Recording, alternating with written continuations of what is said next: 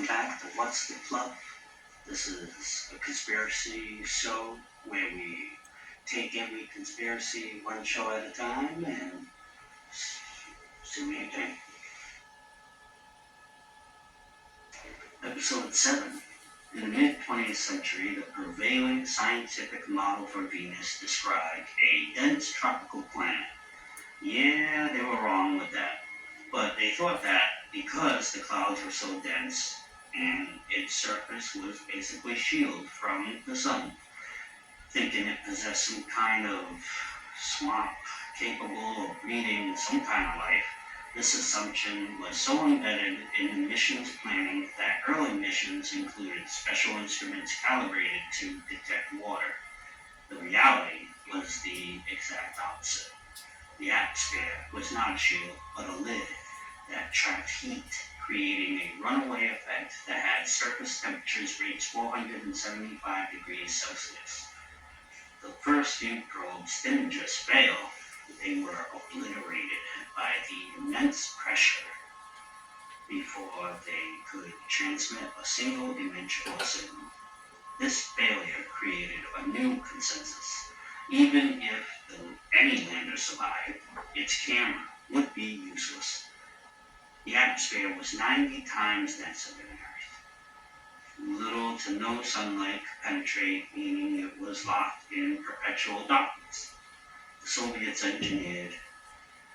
They tried to design the Venera probe with a floodlight and also programmed their camera to scan immediately upon landing.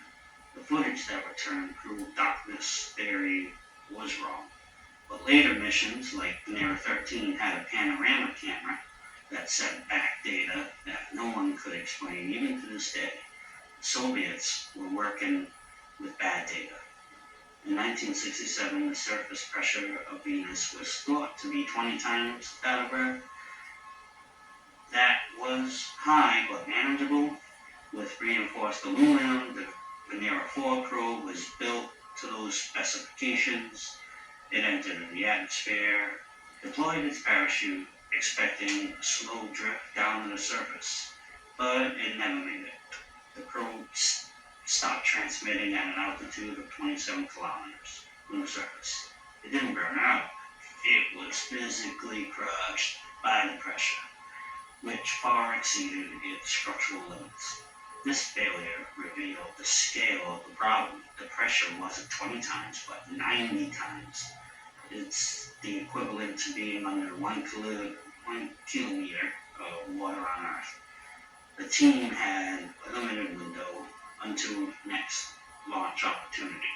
They could not redesign in that time, so they tried to change the descent speed. Venera 5 and 6 had reduced size in their parachutes. It fell faster. It would spend less time in the upper atmosphere. People thought that would help, but that plan failed, and both probes imploded 11 kilometers from the surface. This forced a total redesign for Venera 7, a forged titanium sphere which sacrificed much for its increased armor. No windows, no instruments, no solar panels. It had a massive internal battery. It launched in August 1970, and upon its arrival, its chute cables melted during the final stage of descent. It impacted at 70 meters per second. Telemetry flatlined immediately. The probe didn't die, but toppled over and pointed its antenna away from the Earth. They did recover 23 minutes of atmospheric data, and it was the first time that we ever transmitted data from another planet. It proved a probe can survive, but its cameras needed to be built like a tank. So, what do you think about this? What's the fluff? The Venera probes. A whole string of missions. What do you think about it? A lot of people said some other things were going on, but I'll leave that rabbit hole for you to go down. Let us know what you think in the comments and what other ideas you would like to hear about. Thank you for your time, and thank you for your patience, and thank you for joining What's the Fluff.